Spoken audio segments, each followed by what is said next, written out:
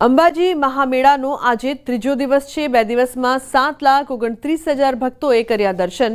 બીજા દિવસે 3,58,239 ભક્તોએ દર્શન કર્યા। ત્રીજા દિવસે પણ અંબાજીમાં ભક્તોનું ઘોડાપૂર ઉમટ્યું। 25,99,323 રૂપિયાની આવક થઈ છે, તો 2,77,750 મોહનથાળ પ્રસાદના પેકેટનું વિતરણ કરવામાં આવ્યું। સુરક્ષાના ભાગરૂપે અલગ અલગ 22 ઝોનમાં 5,000થી વધુ સુરક્ષાકર્મીઓ તૈનાત રાખવામાં આવ્યા।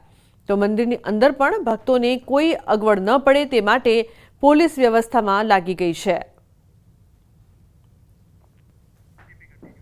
અંબાજીમાં ભરાયેલા ભાદરવી પૂનમના મેળાને લઈને ભક્તોનો અવિરત પ્રવાહ જોવા મળી રહ્યો છે। અંબાજીથી 3 કિલોમીટર દૂર આવેલા ગબ્બરગઢની ભક્તો અચૂક મુલાકાત લે છે।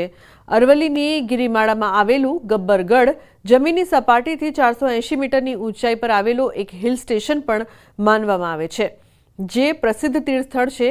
અહીં માતા પાર્વતીના હૃદયનો ભાગ પડ્યો હોવાની માન્યતા પણ છે, જેથી તેને શક્તિપીઠ મનાય છે।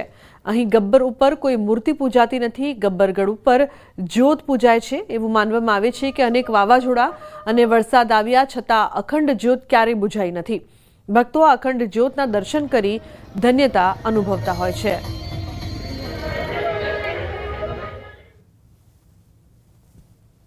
महत्व बहु अद्भुत बतावेलू है। शास्त्रों में ये वर्णन करेलू है कि आ विस्तार ने अंदर भगवती मां जगदंबानु हृदय स्थान विराजमान होवाथी अहींया भक्तोनी श्रद्धा अतूट श्रद्धा साथे संकळायेला छे।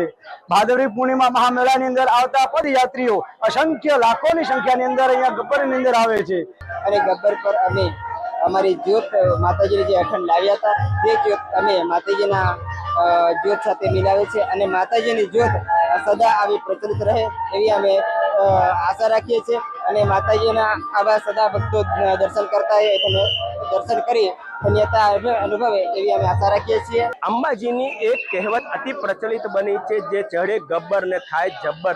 एवं ज आ गब्बरનું મહત્વનું સ્થાન માનવામાં આવે છે। શક્તિપીઠ અંબાજી ધામમાં માં અંબાનું જો મૂળ સ્થળ મનાતું હોય તો આ ગબ્બર છે અને ગબ્બર ઉપર શ્રદ્ધાળુઓ અચૂક દર્શને આવતા હોય છે।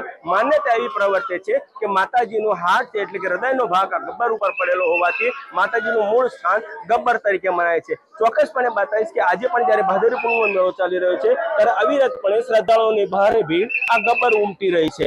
એક બીજી માન્યતા એવી પણ પ્રવર્તી રહી છે કે અંબાજીમાં છે જે કોઈ પણ જાતની મૂર્તિ પૂજાતી નથી। ગબ્બર ઉપર જે છે અખંડ જ્યોત પૂજાય છે। જે રીતે અંબાજી ધામમાં યંત્ર પૂજાય છે અને એ જ રીતે ગબ્બર ગઢ ઉપર જે ગોપ છે ત્યાં અખંડ જ્યોત પૂજાય છે। એ જ રીતે અહીંયા કોઈ પણ જાતની મૂર્તિ પૂજા થતી નથી અને અહીંયા જ્યોત જે જળ હળે છે અનેકો વાર વાવાઝોડાને વરસાદ હોવા છતાં કદી જ્યોત બુજાણી નથી તેવો દાવો પૂજારી કરી રહ્યા છે। ત્યારે અહીંયા અવિરતપણે શ્રદ્ધાળુઓનો ભાર મેળાવડો જોવા મળતો હોય છે। હાલ તબક્કે પણ જે રીતે ભાદરવી પૂનમનો મેળો ચાલી રહ્યો છે ત્યારે ચોક્કસપણે શ્રદ્ધાળુઓ જે છે માં અંબાના દર્શને આવે છે તે અચૂક ગબ્બરના દર્શન કરી ધન્યતા અનુભવતા હોય છે। મહેન્દ્ર અગ્રવાલ, ગુજરાતી, અંબાજી।